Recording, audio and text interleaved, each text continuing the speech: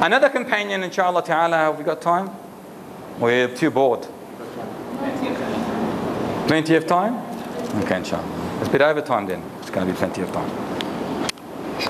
Another companion by the name of Saad ibn Abi Waqas. Do we know who this companion is? Who was he? Al-Mubashirun bil-Jannah.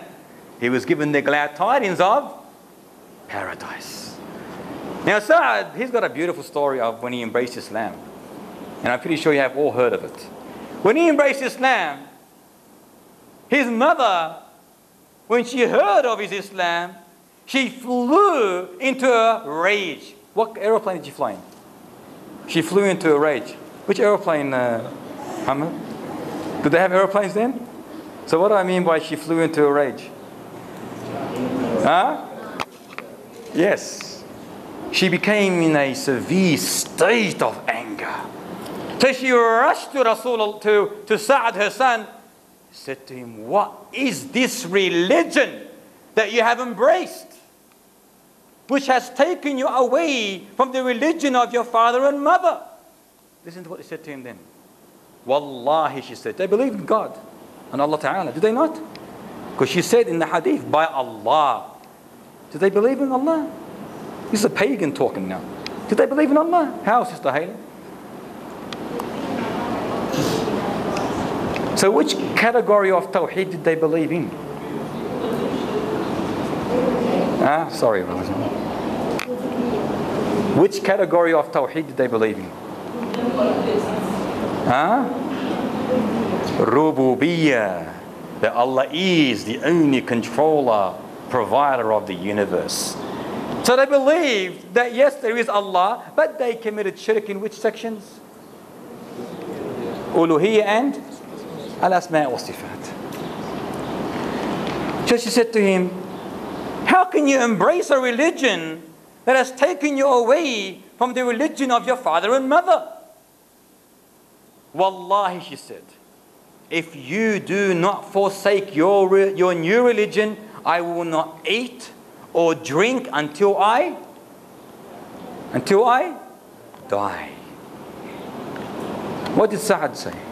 Are we allowed to obey our parents in this situation? Absolutely not. He said, Ya Ummi, do not do such a thing.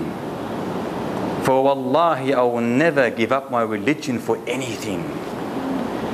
So she carried out her threat, yes, her promise. She stopped eating for days until she became extremely weak. And Saad, being a son that loved his mother as every child loves their mother, no matter what she is doing in reality, he kept going back and forth. Ya Ummi, can I get you some water? Can I get you some food? And did she accept it?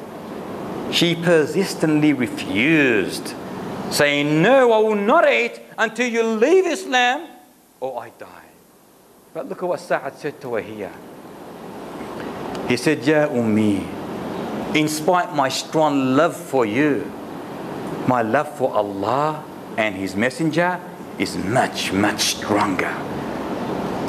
And then he said to her a beautiful statement which showed full determination. He said, Ya Ummi, Wallahi, if you had 1,000 souls, how many? 1,000 souls, and each one were to depart one after another, I will not give up my religion. Don't waste your time, in other words. Yes, I love you, but your love comes nowhere near the love for who? For Rasulullah and Allah subhanahu wa ta'ala. So when she heard this determination and resolve, what did she do, Nazri? Did she continue her breakage? I think she stopped. She stopped? Yeah, what she ate? Nasi garin, nasi garin. Dates maybe? Dates maybe? She ate dates. Where'd you get that from? She had dates, did she? I don't know. Say Allahu A'lam. She relented unwillingly and ate and drank. She ate and drank when she heard this strong resolve from Rasulullah sallallahu alayhi wasallam, from Saad ibn Abi Waqas.